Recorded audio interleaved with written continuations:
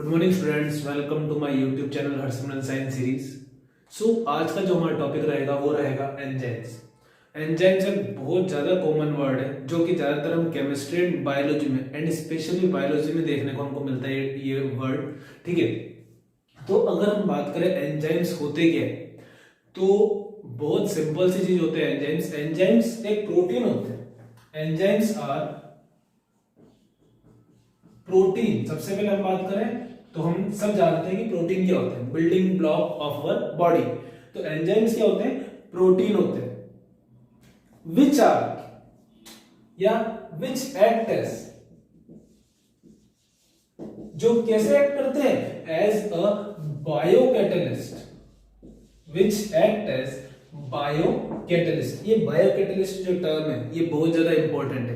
सबने catalyst term जरूर सुना होगा, जिसने भी केमिस्ट्री पढ़ी, जिसका भी साइंस स्ट्रीम है, कैटलिस्ट टर्म सबने सुना होगा। ये क्लास 9 क्लास 10 से 12 तक क्लास के बच्चों के लिए भी ये वीडियो है, वो आप देख सकते हैं। तो कैटलिस्ट हम सब जानते हैं कि ऐसे सब्सटेंस होते हैं जो किसी भी केमिकल रिएक्शन को एक्सेलरेट करते हैं, जो किसी भी केमिकल रिएक्शन की स्पीड या वेलोसिटी बढ़ा देते हैं। ठीक है, बट यहाँ पे टर्म है बायोकैटलिस्ट।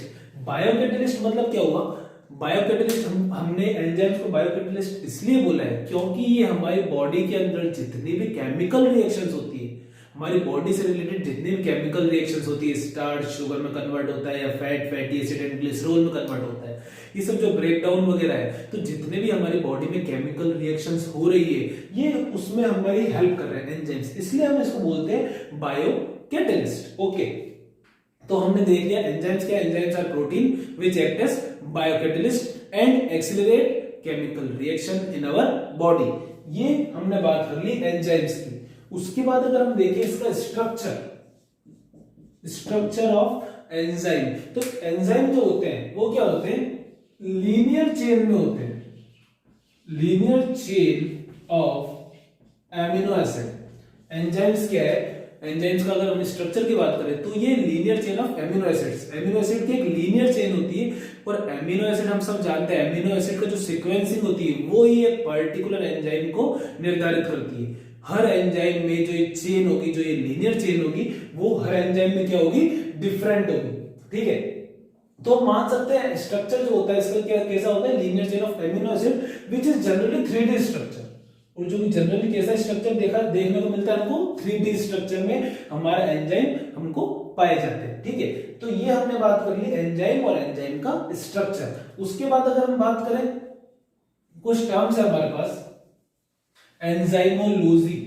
तो इस टर्म से हमको, इसके नाम से ही पता चल रहा है कि एंजाइमोलॉजी का मतलब क्या होगा। एंजाइमोलॉजी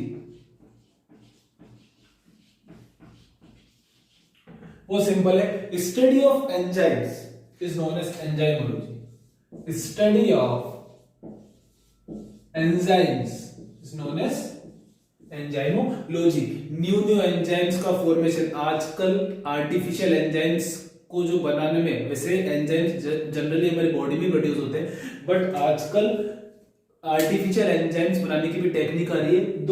तो एंजाइम्स की स्टडी और उन्हीं एंजाइम्स से फिर नए नए एंजाइम्स का प्रोडक्शन, ये सब हम किस में पढ़ेंगे, कौन से ब्रांच में पढ़ेंगे, एंजाइमोलॉजी, जो कि एक बायोलॉजी की ब्रांच है। ठीक है, तो हमने एंजाइमोलॉजी देख लिया। उसके बाद एक टर्म और आता है हमारे पास जिसको हम बोलते हैं सूडो एंजाइम।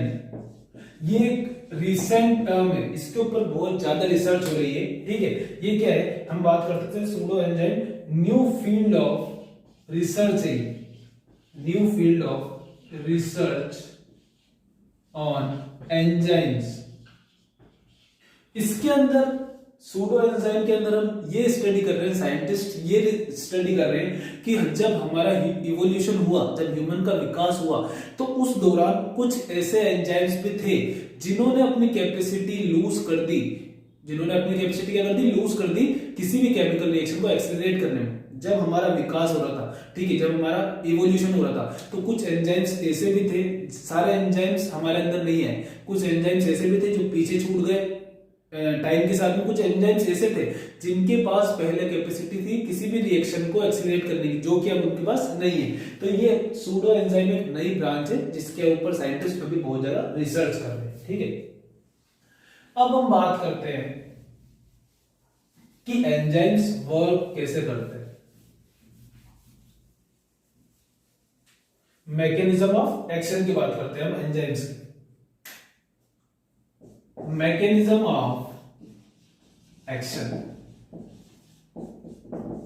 सबसे पहले अगर हम बात करें तो एंजाइम्स अपने नेचर में बहुत ज्यादा स्पेसिफिक होते हैं। ये अभी हम आगे कैरेक्टरिस्टिक में पढ़ने वाले हैं कि एक पर्टिकुलर एंजाइम एक पर्टिकुलर सब्सटेंस की या मॉलिक्यूल के साथ ही जाके जुड़ेगा और न्यू प्रोडक्ट्स बनाएगा। तो अगर हम बात करें तो उन मॉलिक्यूल्स के ऊपर, वो मॉलिक्यूल्स है वो सब्सटेंस जिसके ऊपर एंजाइम एक्ट करते हैं, उसको हम क्या बोलते हैं? उसको हम बोलते हैं सबस्ट्रेट। उसको हमने क्या बोल दिया? सबस्ट्रेट। सबस्ट्रेट वो सब्सटेंस होते हैं जिसके ऊपर एक पर्टिकुलर एंजाइम क्या करता है? एक्ट करता है। On which enzyme act. Okay, ये हमारे क्या होगा? सबस्ट्रेट होगा। और ये ही हमारे एंजाइम क्या करते हैं? इस सबस्ट्रेट को किसमें कन्वर्ट करते हैं? हमारे प्रोडक्ट में, डिफरेंट प्रोडक्ट्स में कन्वर्ट करते हैं। मैंने क्या बताया?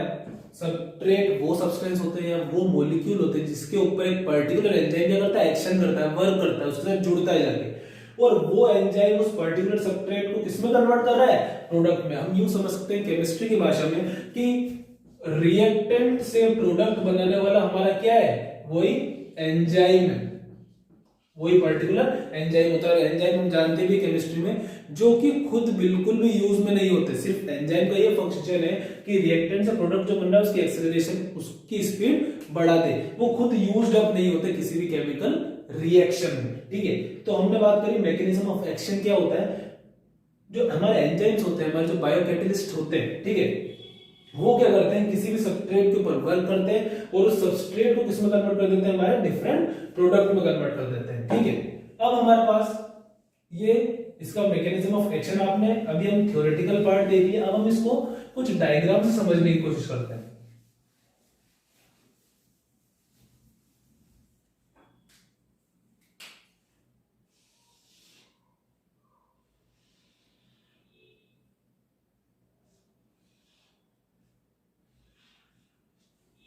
ये हमारा सबस्ट्रेट है, ये हमारा क्या है? ये हमारा ये हमारा एंजाइम है। ओके, ये हमारा एंजाइम हो गया और ये हमारे हैं सबस्ट्रेट। ये हमारे क्या हो गए? सबस्ट्रेट। वो मॉलिक्यूल्स जिनके ऊपर हमारा एंजाइम क्या करेगा? एक्ट करेगा। ठीक है, अब इसको हम बोलते हैं, ये जो साइट होती है हमारी, इसको हम बोलते हैं बाइंडिंग साइट। क्या बोलते हैं इसको? एंजाइम की बाइंडिंग साइट। जहां पे ये दोनों, जहां पे एक पर्टिकुलर सबस्ट्रेट आके इसके ऊपर ऐड होगा। ठीक है, उसके बाद अगर हम बात करें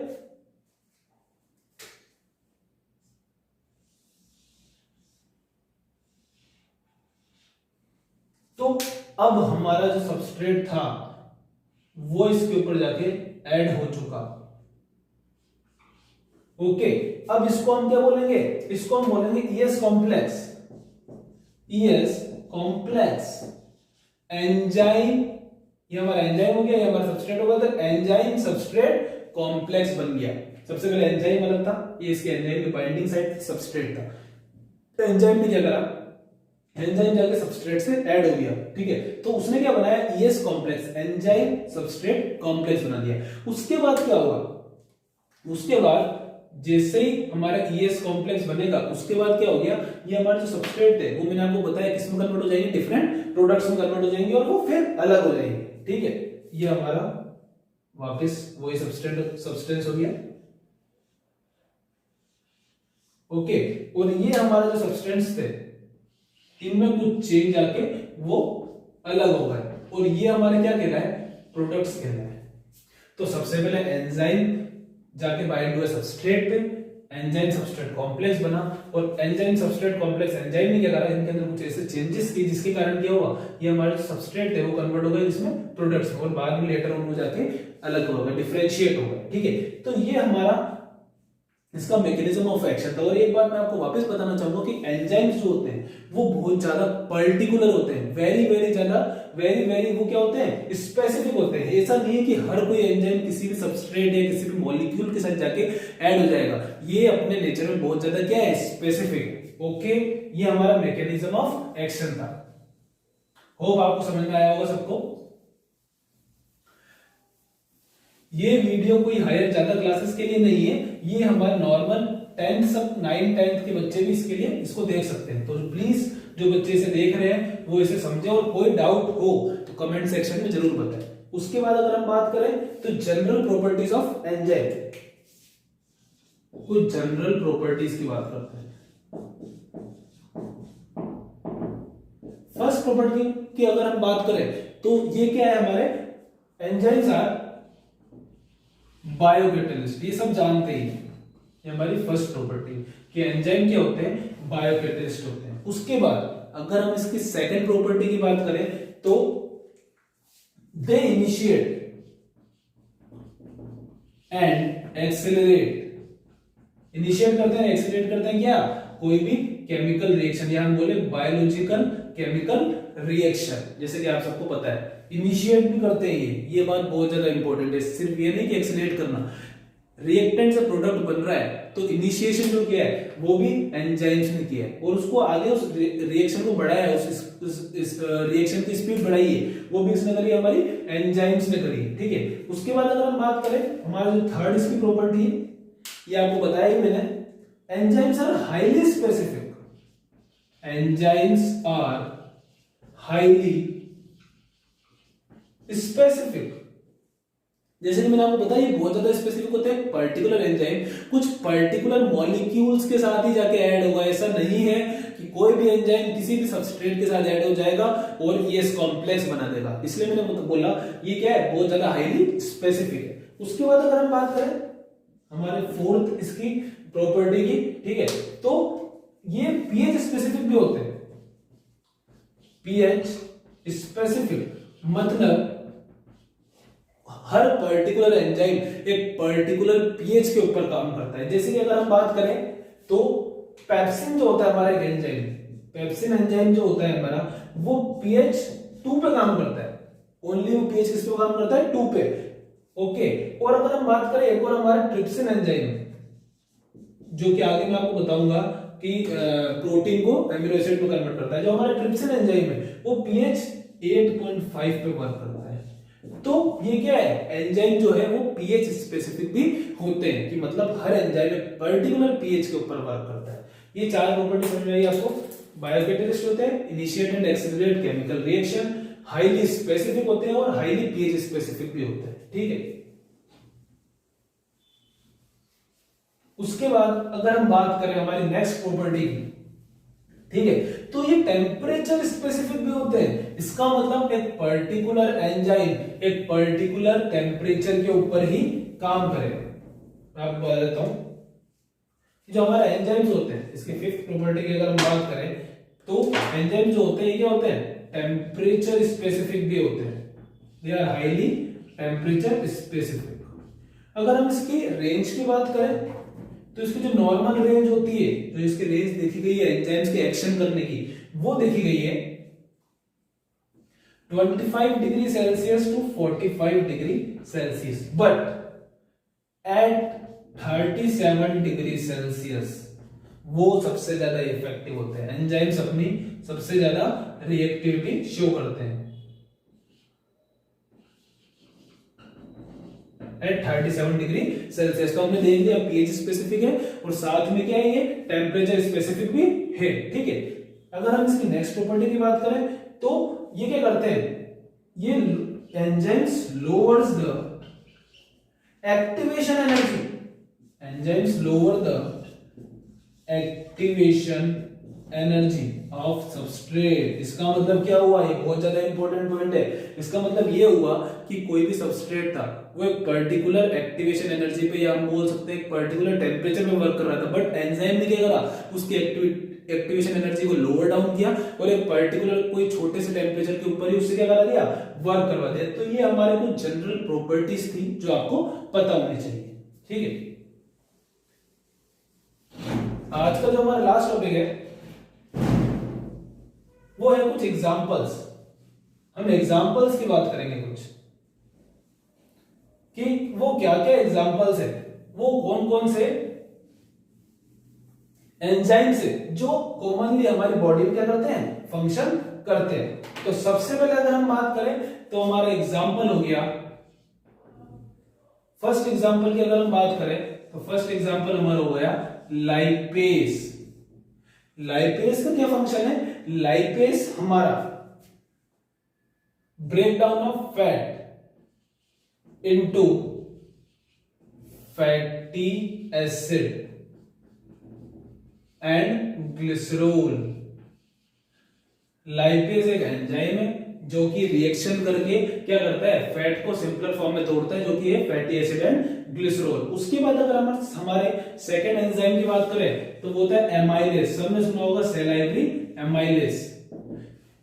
एमाइलेज का फंक्शन क्या है, ये स्टार्च को कन्वर्ट करता है शुगर में, convert starch into sugar molecules. ये हमारा सेकंड एंजाइम हो गया। अगर हम हमारे तीसरे एंजाइम की बात करें तो वो होता है माल्टेज। माल्टेज एंजाइम क्या करता है, माल्टोज जो हमारी शुगर होती है उसको एक सिंपलर शुगर में कन्वर्ट करता है, माल्टोज को शुगर में कन्वर्ट करता है। लास्ट की अगर हम बात करें ट्रिप्सिन, ट्रिप्सिन भी एक एंजाइम है जो हमारी बॉडी में एक्ट कर रहे हैं। ये सारे एंजाइम क्या है, हमारी बॉडी में एक्ट कर रहे हैं। ये स्मॉल इंटेस्टाइन में पाया जाता है, ठीक है। और ये क्या करता है, convert protein into amino acid. तो ये कुछ हमारे बॉडी के एंजाइम्स थे जो हमारी बॉडी में एक्ट करते हैं। आज का वीडियो अगर आपको पसंद आया हो तो प्लीज इसे लाइक, सब्सक्राइब एंड शेयर करना ना भूलें। एंड अगर आपको कोई भी डाउट है तो आप प्लीज कमेंट सेक्शन में से जरूर बताएं। Thank you and have a nice day.